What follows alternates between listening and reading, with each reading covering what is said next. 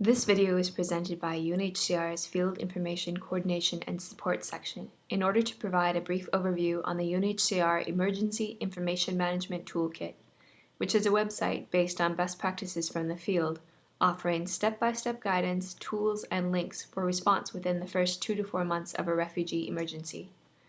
The toolkit was a community effort, compiled and updated with the support of various UNHCR units, sections, and colleagues in the field and at headquarters.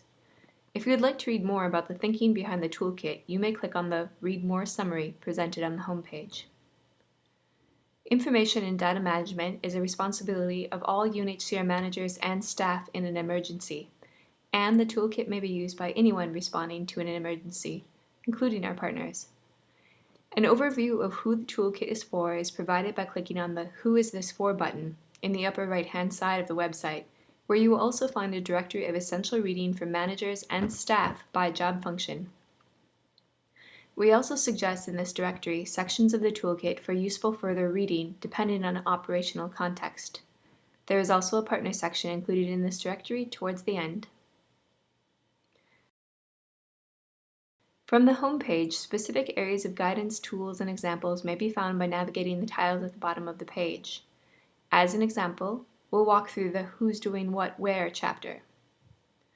Toolkit guidance may be found by clicking on the Read Full Chapter button, downloaded by navigating to the Download PDF button for the specific chapter, while a full PDF of the toolkit may be downloaded from any chapter by clicking on the Download Full Toolkit in PDF button in the right-hand portion of the screen. Actual IM and data management tools developed and used in the field are also included throughout the toolkit and are available for download and use.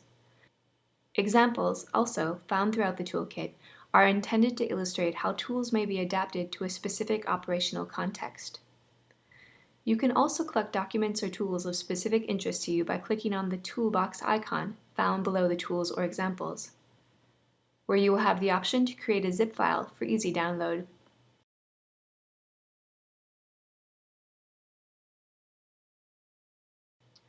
You'll also find a short list of links available in some chapters of the toolkit, which provide additional information or resources if you would like to look into a topic a bit more.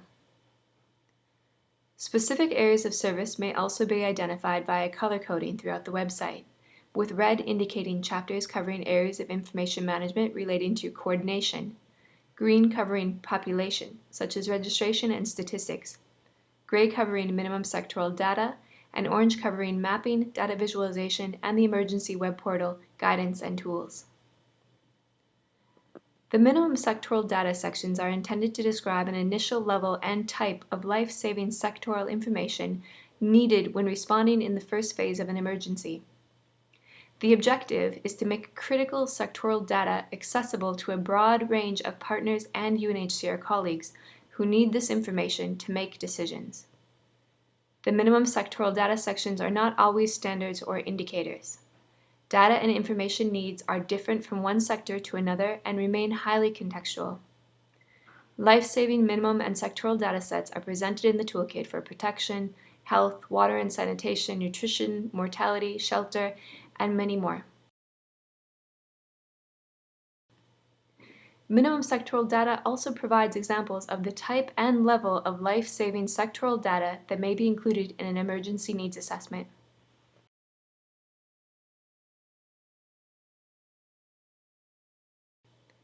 If you're looking for something specific, search functions are found throughout the toolkit website, as is demonstrated on the screen.